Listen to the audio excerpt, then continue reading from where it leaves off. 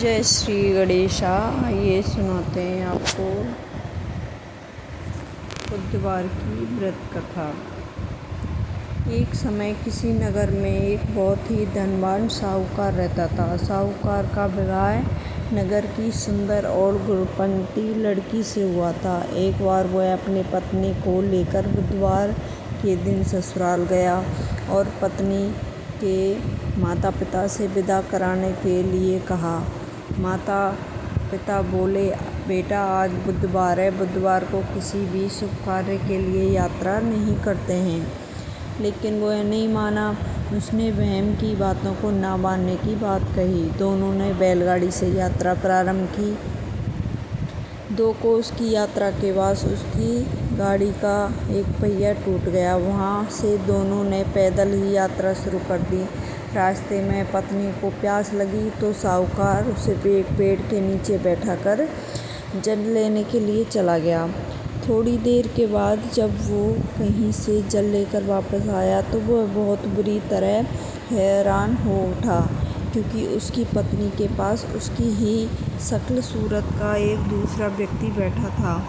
पत्नी भी साहूकार को देखकर हैरान रह गई। वह दोनों में कोई अंतर नहीं कर पाई।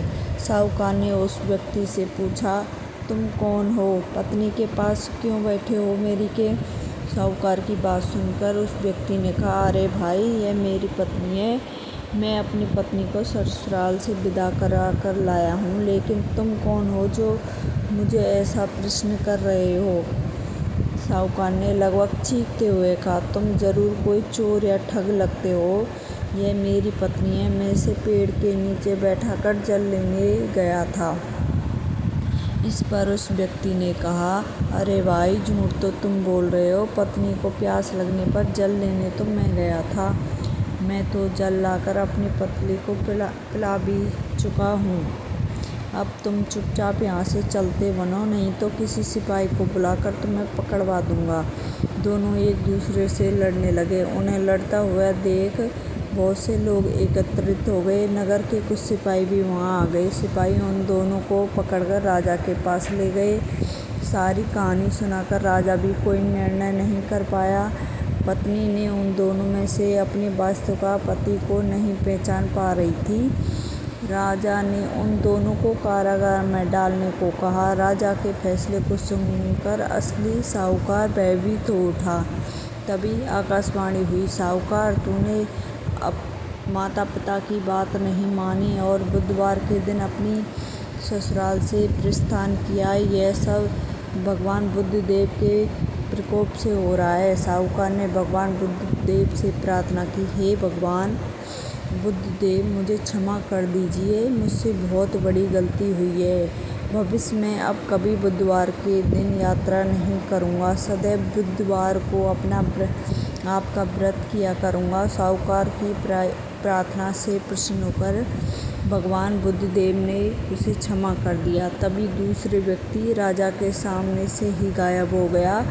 राजा और दूसरे लोग इस चमत्कार को देखकर हैरान हो गए। भगवान बुद्धदेव की अनुकंपा से राजा ने साहूकार और उसकी पत्नी को सम्मानपूर्वक विदा कर दिया। कुछ देर चलने पर रास्ते में उन्हें बैलगाड़ी मिल गई। बैलगाड़ी का टूटा हुआ पहिया भी जुड़ा हुआ था। दोनों उसमें बैठकर नगर की ओर चल दिए। साहूकार और उसकी पत्नी दोनों बुधवार का व्रत करते हुए आनंद पूर्वक जीवन यापन करने लगे। भगवान बुद्धदेव की अनुकंपा से उनके घर में धन संपत्ति की वर्षा होने लगी। जल्द ही उनके जीवन में खुशियाँ ही खुशियाँ भर गईं। बुधवार का व्रत करने से स्त्री पुरुष के जीवन में सभी मंगल कामना पूर्ण होती हैं। जय हो बुद्धदेव महाराज, जय हो गणेश भगवान। सब पे कृपा बरसाए रखना। जिन्होंने चैनल को सब्सक्राइब नहीं कर रखा है, प्लीज़ सब्सक्राइब कर दें, लाइक कमेंट करें वीडियो को। धन्यवाद।